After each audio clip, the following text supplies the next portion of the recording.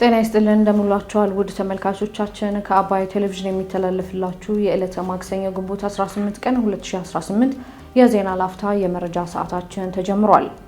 በኢትዮጵያ ምንም አይነት በኢቦላ ቫይረስ በሽታ የተጠረጠረም ሆነ የታመመ ሰው አልተገኘም ሲል ጤና ሚኒስቴር መግለጹን ከኢትዮ ቴሌኮም አክሲዮን የገዙ ባለአክሲዮኖች ከዛሬ ጀምሮ መገበያየት እንደሚችሉ ተቋሙ ይፋ ማድረጉን እንዲሁም ወደ ቻይና የሚላኩ ምርቶች የውጭ ንግድ ፍቃድ በሁሉም ባንኮች እንዲሰጥ መወሰኑን ጨምሮ ሌሎች መረጃዎችን ይዘናል። ከዜናዎቹ ጋር ራቢያ ከድር አብራችሁ ቆይታ አደርጋለሁ። አብራችሁን ቆዩ። እስካሁን በኢትዮጵያ ምንም አይነት በኢቦላ ቫይረስ በሽታ የተጠረጠረም ሆነ የታመመ ሰው አልተገኘም ሲል ጤና ሚኒስቴር ገለጸ። በአንዳንድ የአፍሪካ ሀገራት እየተስፋፋ ያለው የኢቦላ ቫይረስ በሽታ እስካሁን በኢትዮጵያ ምንም አይነት የተጠረጠረም ሆነ የታመመ ሰው አልተገኘም ሲል ጤና ሚኒስቴር ገልጿል። በአፍሪካ ስለተከሰተው ኢቦላ ቫይረስ በሽታና በኢትዮጵያ የተደረጉ ያሉ የቅድመ ዝግጅት ስራዎችን አስመልክቶ የኢፌዴሪ ጤና ሚኒስቴር ትናንት ግንቦት 17 ቀን 2018 ባወጣው መግለጫ እስከዛሬ ድረስ በሀገራችን ኢትዮጵያ ምንም አይነት በኢቦላ ቫይረስ በሽታ የተጠረጠረ ወይም የታመመ ሰው አልተገኘም ብሏል። የዓለም ጤና ድርጅት ወይም WHO በግንቦት 9 ቀን 2018 ባወጣው መግለጫ በዲሞክራቲክ ሪፐብሊክ ኦፍ ኮንጎ እና በዩጋንዳ በቡንዲ ቡጊዮ ቫይረስ ዝርያ የሚመጣ የኢቦላ ቫይረስ በሽታ መከሰቱን ማስታወቅ ይታወሳል። በዚህም እስከ ግንቦት 16 ቀን 2018 ድረስ በዚሁ ሀገራት በአጠቃላይ ከ101 በላይ የሚሆኑ በላቦራቶሪ የተረጋገጡ ታማሚዎችና ከ900 በላይ ንክኪ ያላቸው ተጠርጣሪዎች የሕክምና ክትትል ላይ እንደሚገኙም ተገልጿል። የኢቦላ ቫይረስ በሽታ ከፍተኛ የስርጭትና የሞት ምጣኔ ያለው በሽታ ሲሆን ከሰው ወደ ሰውን በንክኪ በቀላሉም ይተላለፋል።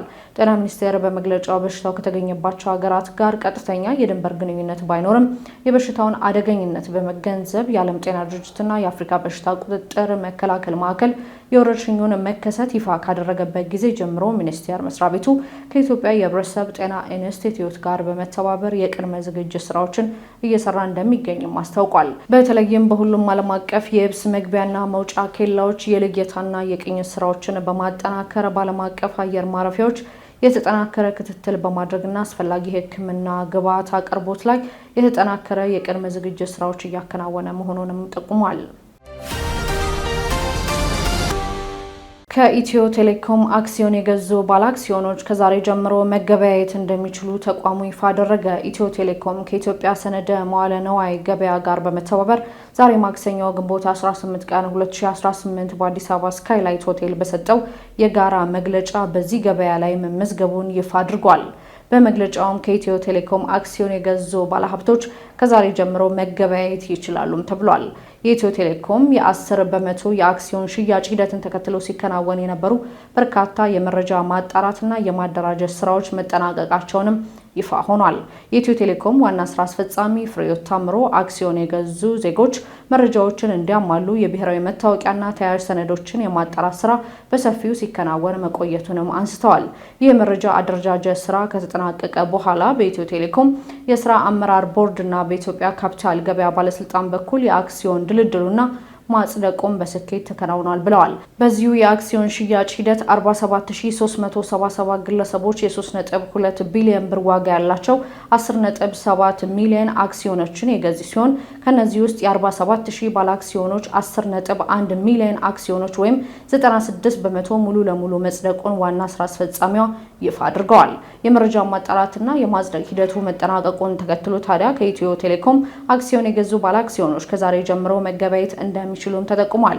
የኢትዮጵያ ሰነደ መዋለ ነዋይ ገበያ በይፋ ስራ መጀመሩ በተበሰረበት በጥር 2017 ለመጀመሪያ ጊዜ በገበያው መድረክ ላይ መመዝገቡ የተገለጸው ወጋገን ባንክ ሲሆን ከ6 ወራት በኋላ ደግሞ ገዳ ባንክ፣ ከአንድ ወር በፊት ደግሞ አዋሽ ባንክ በዚሁ ገበያ ላይ መመዝገባቸውንም ይፋ አድርገዋል።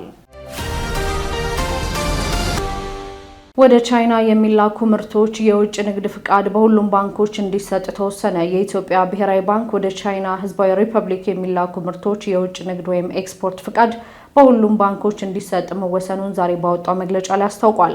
የኢትዮጵያ መንግስት ከቻይና መንግስት ጋር በነበረው አጠቃላይ የኢኮኖሚና የፋይናንስ ትብብር ስምምነት መሰረት ወደ ቻይና የሚላኩ ምርቶች የውጭ ንግድ ፍቃድ በኢትዮጵያ ንግድ ባንክ ብቻ እንዲሰጥ ቀደም ሲል መወሰኑን ብሔራዊ ባንክ አስታውሷል።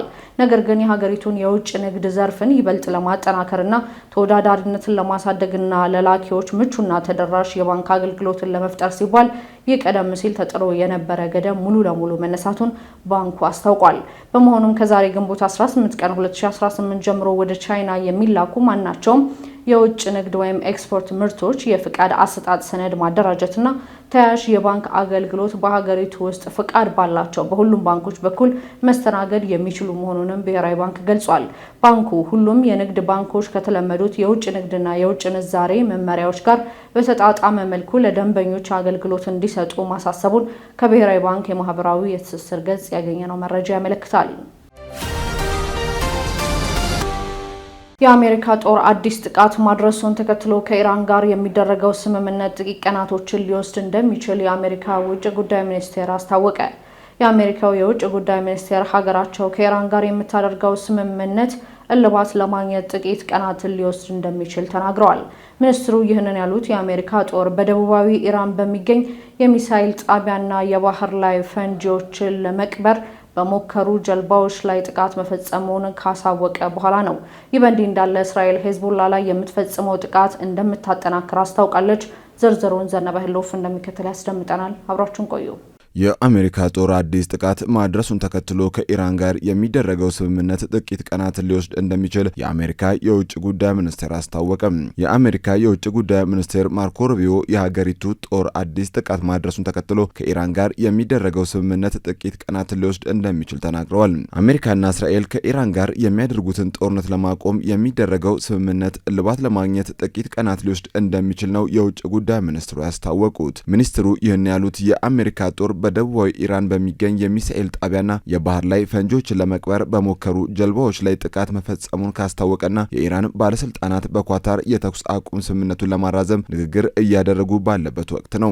በህንድ ጉብኝት በማድረግ ላይ የሚገኙት ማርኮ ሩቢዮ በትናንትናው ዕለት ለጋዜጠኞች በሰጡት መግለጫ ዛሬ በኳታር አንዳንድ ንግግሮች እየተካሄዱ ነው፣ ስለዚህ እድገት ማሳየት እንደምንችል እናያለን ብለዋል። በመጀመሪያው የሰነድ ረቂቅ ላይ በርካታ ወደኋላና ወደፊት የሚሉ የሀሳብ ልውጦች እየተደረጉ ያሉ ይመስለኛል፣ ስለዚህ ጥቂት ቀናትን ይወስዳል በማለትም ተናግረዋል። ፕሬዝዳንት ትራምፕ ወይ ጥሩ ስምምነት ይደረጋል ካልሆነ ግን ምንም ስምምነት አይኖርም ብለው መናገራቸውንም አስታውቀዋል። ሩቢዮ ለጋዜጠኞች ሲናገሩ የባህር እጥፎቹ ክፍት መሆን አለባቸው ብለዋል። በአንድም ይሁን በሌላ መንገድ ክፍት መሆናቸው ስለማይቀር ክፍት መሆን አለባቸው በማለትም ጠቁመዋል። እዚያ እየሆነ ያለው ነገር ህገወጥ ዓለም አቀፍ ህግን የጣሰና ተቀባይነት የሌለው ነው ሲሉ ገልጸዋል። የአሜሪካ መካከለኛው እዝ በደቡብ ኢራን በሚገኙ የሚሳኤል ጣቢያዎችና ፈንጂዎችን ለመቅበር በሞከሩ ጀልባዎች ላይ ጥቃት መፈጸሙን አስታውቋል። ይህ ከሚያዝያ ወር መጀመሪያ ጀምሮ በስራ ላይ የነበረውን የተኩስ አቁም ስምምነት ይበልጥ ውጥረት ውስጥ ከቶታል። የአሜሪካ መካከለኛው እዝ ጦር ቃል አቀባይ ቲም ሃውኪንስ በሰጡት መግለጫ የአሜሪካ ጦር በደቡብ ኢራን ራስን የመከላከል ጥቃት ፈጽሟል፣ ይህ የተደረገው ወታደሮቻችን ከኢራን ኃይሎች ሊሰነዘር ከሚችል ስጋት ለመጠበቅ ነው ብለዋል። የቀረበው መግለጫ ስለ ጥቃቱ ዝርዝር መረጃ ያልሰጠ ሲሆን ታለሙት ወታደራዊ ይዞታዎች የሚሳኤል ማስወንጨፊያ ጣቢያዎችንና ፈንጆችን ለመቅበር የሞከሩ ጀልባዎችን ያካተተ መሆኑን ብቻ ጠቅሷል። ይህ በእንዲህ እንዳለ የእስራኤል ጠቅላይ ሚኒስትር ቤንያሚን ኔታንያሁ ሂዝቦላ ላይ የሚፈጸመው ጥቃት ተጠናክሮ እንደሚቀጥል መናገራቸውን ተከትሎ የአገሪቱ ጦር በመላው ሊባኖስ አዲስ ዙር ጥቃት ማድረስ መጀመሩን አስታውቀዋል። የእስራኤል መከላከያ ሰራዊት በምስራቅ ሊባኖስና በሌሎች የአገሪቱ ክፍሎች ላይ ጥቃት በመክፈት ሂዝቦላን እየመታ መሆኑን ገልጿል። ሂዝቦላ በበኩሉ የእስራኤል ወታደሮች ታንኮች፣ የጦር ሰፈሮች፣ ህንጻዎችና ሌሎች ስፍራዎችን ኢላማ ያደረጉ 22 የድሮንና የሮኬት ጥቃቶችን በመፈጸም አጸፋውን መመለሱን አስታውቋል። ሊባኖስና እስራኤል በዚህ ወር መጀመሪያ የደረሱበትን ተኩስ አቁም በ45 ቀናት ለማራዘም ስምምነት ቢፈጽሙም ውጊያው ግን ቀጥሏል። ኔታንያሁ በትናንትናው ሰኞ ምሽት በቪዲዮ ባስተላለፉት መልእክት እስራኤል ከሂዝቦላ ጋር ጦርነት ላይ እንደሆነች ተናግረዋል። ጠቅላይ ሚኒስትሩ እስራኤል በከፈተችው ወታደራዊ ዘመቻ ከ600 በላይ አሸባሪ ያሏቸው አካላት መገደላቸውንም ተናግረዋል። አሁን ከኛ የሚጠበቀው ጥቃቱን ማጠናከርና ጥንካሬውን ይበልጥ መጨመር ነው ሲሉም ተደምጠዋል። ሰኞ ዕለት ድሮኖችና ሮኬቶችን በመጠቀም በደቡብ ሊባኖስ እንዲሁም በሰሜን እስራኤል የሚገኙ ስፍራዎችን ማጥቃቱን የገለጸው ሂዝቦላ እርምጃውን የወሰደው በእስራኤል የተኩስ አቁም ጥሰት ምክንያት እንደሆነ ተናግሯል። ሊባኖስና እስራኤል በሚቀጥለው ሳምንት ዋሽንግተን ውስጥ ተጨማሪ ድርድር ለማድረግ ቀጠሮ ይዘዋል። የተለያዩ መረጃዎችን ያደረስንበት የዕለቱ የዜና ላፍታ የመረጃ ሰዓታችን የተከታተላችሁትን ይመስል ነበር። ወደ ተመልካቾቻችን አብራችሁን ስለነበራችሁ ደግሞ ከልብ እናመሰግናለን። በያላችሁበት መልካም ቀን